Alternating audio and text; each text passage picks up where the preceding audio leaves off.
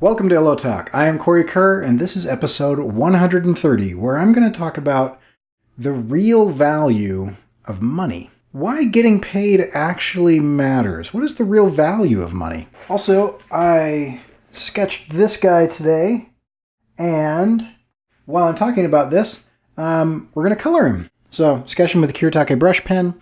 I'm going to talk more about the different brush pens that I'm using, because I'm experimenting with those in another video. But I'm coloring this in Photoshop, and you can kind of see my layers palette and how I'm doing that as I talk.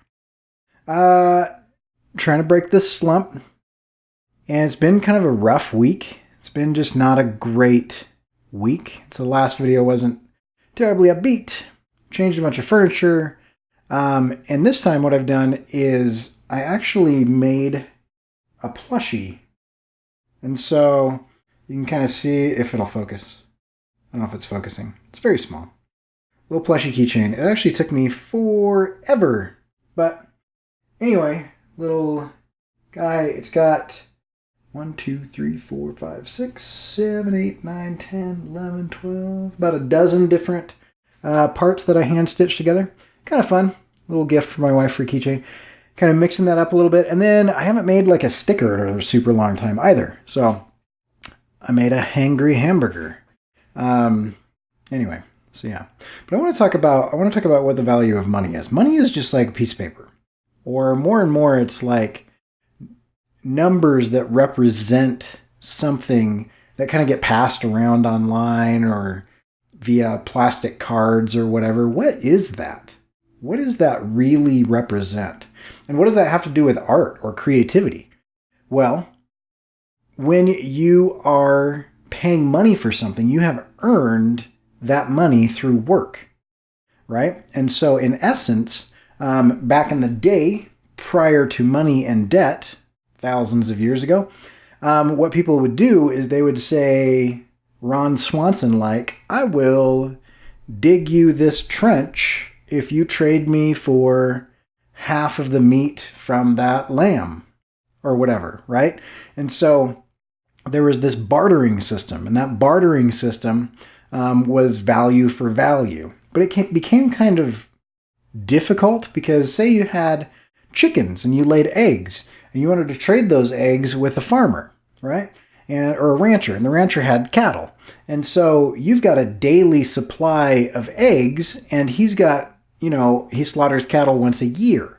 And so there'd kind of be this tally system. If you give him enough eggs every day, then he might give you a certain amount of meat. And then at some point in time, somebody said, instead of like bartering, what if we just all had like a unit? And we all said, we just agreed as a group of people that this unit has money or has value. And it has value because we say it does. There's no intrinsic value in and of itself. It just has value because we say it does. And that's how money was born, right? And then what would happen is you would bring your eggs and they would give you this unit or a series of these units, and then you'd be on your way. And then later on, you could take those units and save them up, and you could buy, the meat from the butcher or whatever, right? And so it superseded this bartering system, okay?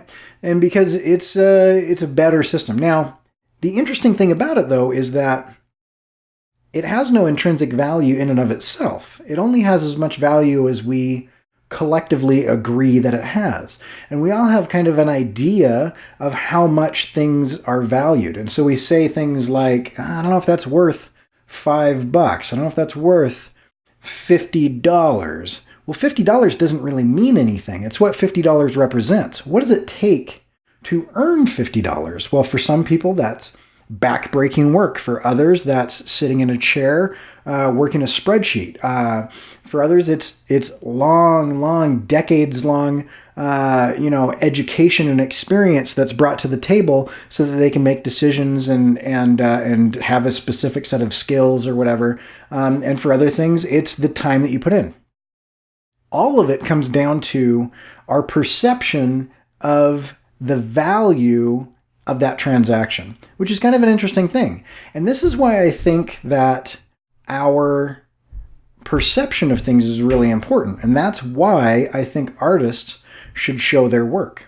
Because when you show your process, when you show your work, people begin to understand the value that you're putting to that, right? A lot of people, when they see something, they don't value it because they go, wow, that's neat. That's awesome. But it looks like you just like waved a wand and it was magic and you just came up with this thing. This is like 1 square inch. And most people look at this and go, well, that's pretty cool. But it represents 2.5 hours worth of work. It took me forever, right? To make this thing. I don't think I could sell these because it's too labor intensive for me.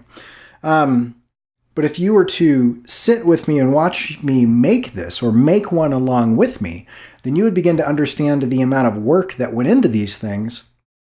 And you would then be able to value it higher than just saying, oh, cool, a little thing, right?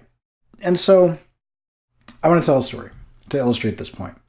I used to work for a musical instrument manufacturer, right? And I was on the marketing side of things.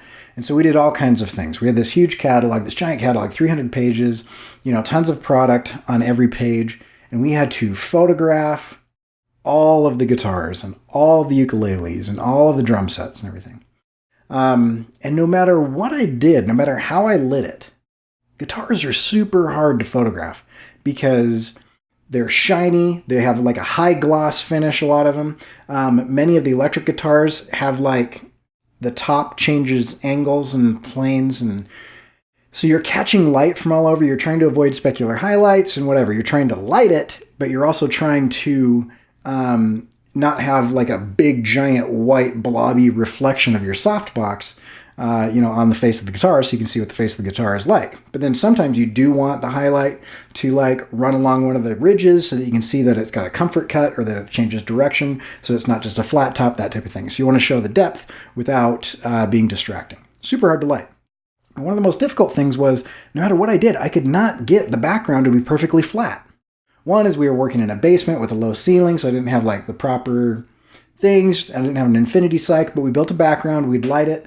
We'd kind of blast like a rim light from the back.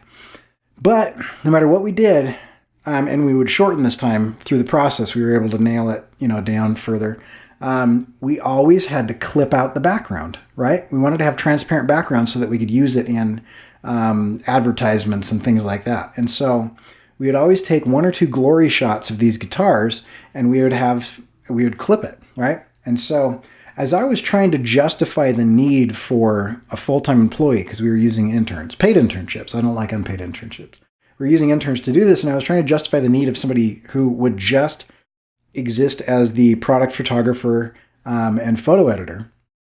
They being the management, didn't understand why. They're just like, why? It's just easy. Why would you just, why would you do that or whatever, right? When we start repping somebody else's guitars, they just give us these images. Just, do that. It's like, well, we have to create those images, right? And so here's what I did to pitch them. Okay. And this was one of the easiest sales ever. I went to my intern and I said, okay, find the most complicated picture that you have to clip today. And I want you to clip that one right now. And then I did a screencast, screen recording of them doing that, right? And it took them, a couple minutes, let's say 5 to 7 minutes to clip this guitar. Because it was more complicated. Sometimes it would take 2 to 3, sometimes it'd be upwards of 15 if it was like a drum set or whatever. Drum sets are so annoying to clip. Anyway, and so they clipped this guitar and I said, so I went to the next executive meeting and I said, I just want to show you guys a video real fast. It's only about 5 minutes long. And they said, oh, okay, no problem. And so I played it. I intentionally didn't speed it up. And I played it, and it was just watching this mouse cursor with a polygonal lasso go around and just clip out, delete a section, masking, that type of thing. They watched about 15 seconds of it, and they said, Cory, what are we watching right now?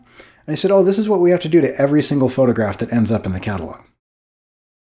And they were like, wait, what? And I said, and this is fast. This is a more complicated thing, but she's good. Like she's going pretty fast. They made it to about 30 seconds and they were so bored by the intricate work that had to be done. And watching somebody else do it is always super boring.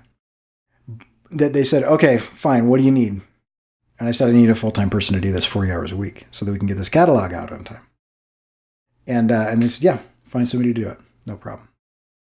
They were not willing to approve that until they understood the amount of work that went into it, until they understood the value of that image. And the value came from the amount of work that before that, they didn't value that image very highly.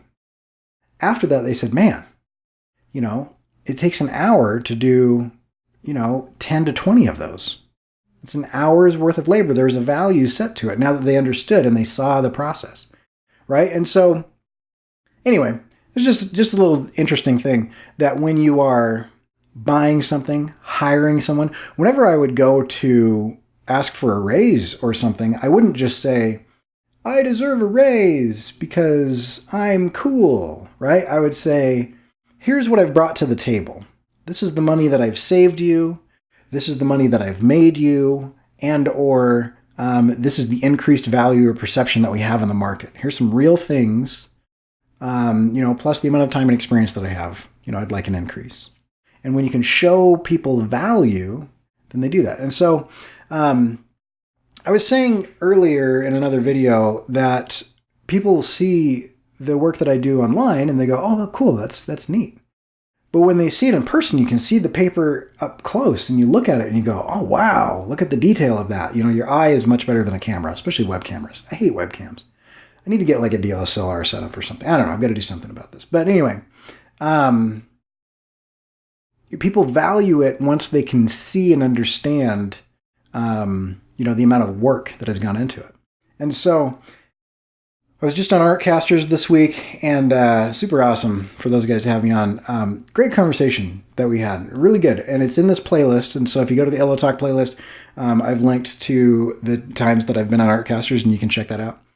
And check this one out because it's really good. And we talk about digital versus traditional. We talk about why it is that sometimes we do the harder route, why it is that we will ink it by hand rather than digitally. Or, if I'm doing a comic and the whole point is just to put up visual narrative, sequential visuals, I could just photograph that and just put up the photograph. So why is it that we value the drawing? Well, the drawing is more difficult. Right, the drawing is more time intensive. It takes more years of experience, to get to the point where you can draw something cohesively, then take a point and shoot and point it at something and shoot it. And I'm not talking about like expert composite photography. I'm just talking about point and shoot stuff. There's a perceived value in things that are done by hand. And that's because naturally, instinctively, when we do a transaction, we understand what we are transacting. We are transacting value for value. This money that I hold in my hand, or this card that's going to take money out of my account, represents a certain amount of the blood, sweat, and labor that I have put into my job to receive this money. And I need to make sure that I receive at least that amount, if not more, value during this transaction. And so I spend money on original art, and the original art that you see up here, I value it. It's just a piece of paper. I remember in the middle of a breakdown this week, I was talking to my wife, and I was just saying, because what really got to me is that I screwed up this part of the page, and it's just like that much of this page. And I said, literally, it's like, about 20 square inches has ruined my day of paper. It's just like a piece of paper.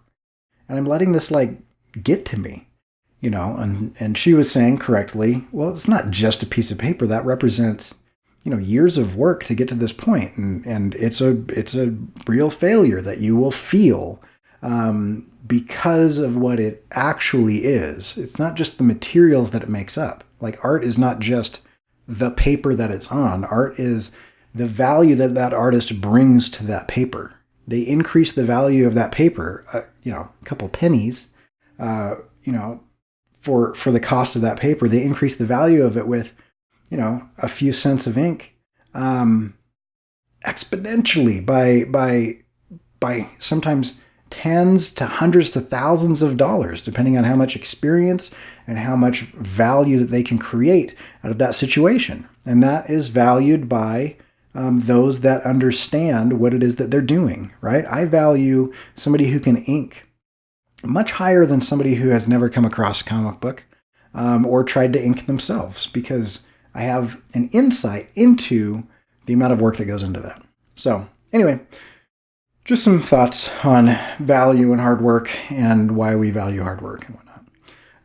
This is now available as a sticker and a shirt and a tank top and a hoodie and all that jazz. And you can get links to that and other products of mine in the description of this video.